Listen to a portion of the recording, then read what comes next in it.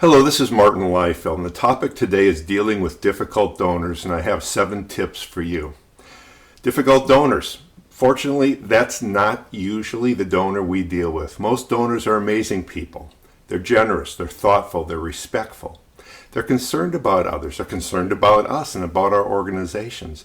And they are driven, they're motivated to improve the world and the lives of others by partnering with our organization.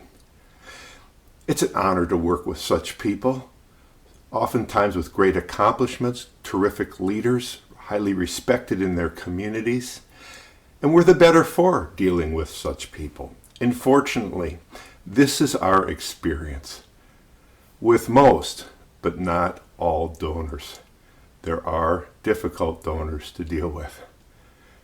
Difficult as in demanding, critical, cantankerous, curmudgeonly, mistrustful, skeptical, angry, just downright challenging. And these donors are challenging for us to work with, but we must work with them. We have a responsibility to do so in the roles that we have as fundraisers, whether staff or volunteered. So 7 tips as you prepare the call. Number 1, imagine a great meeting. Use your imagination. Picture a meeting in which you come in smiling and you leave smiling. A conversation where there's respect and there's interaction. Respect, interest on their part, that when you get up to leave, there's a gleam in their eye of satisfaction, of openness, of joy even. Imagine that. Second, consider their redeeming qualities. They may be difficult, there may be negative qualities, but what are the redeeming qualities? I know one donor I can think of, very difficult for me to deal with, but in his small rural community, he was hugely important. A terrific benefactor and generous to his church, very generous to his alma mater, giving millions of dollars, and generous to our organization, but it was difficult dealing with this individual. Many redeeming qualities, and thinking about those would help me as I would frame my approach to the donor.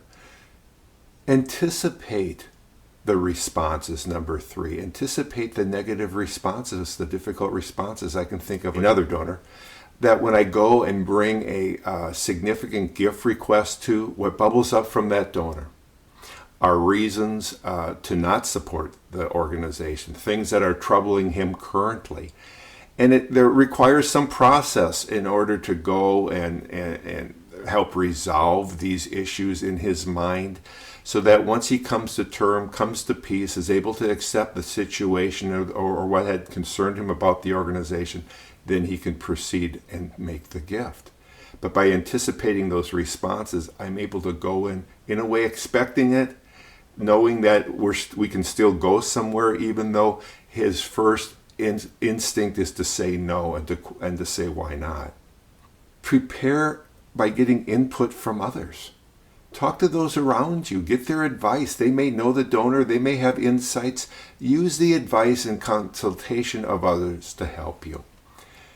And then 5thly, on the call, treat the donor with kindness and respect. Make the golden rule your golden rule. Do unto them as you would have them do unto you. And even if they don't do unto you as you wish, do unto them with kindness, respect, appreciation. 6th, relax on the visit. Hey, if it doesn't work out, it's not the end of the world. There's still the possibility of returning. And not all these calls can go well. And it's not just because of difficult donors. Sometimes we're not on our best game either. So let's extend some forgiveness to our donors, and let's make our goal, as I said earlier, to go in smiling and to leave smiling. And finally, keep the focus of the call on the goal and the impact of the gift. That's what the donor needs to be reminded of and kept foremost before the donor. I'd like to know what you think about this. Please go to martinleifeld.com, and I want to thank you very much for viewing and for listening. Please like this video. Please share this video. Thank you so very much.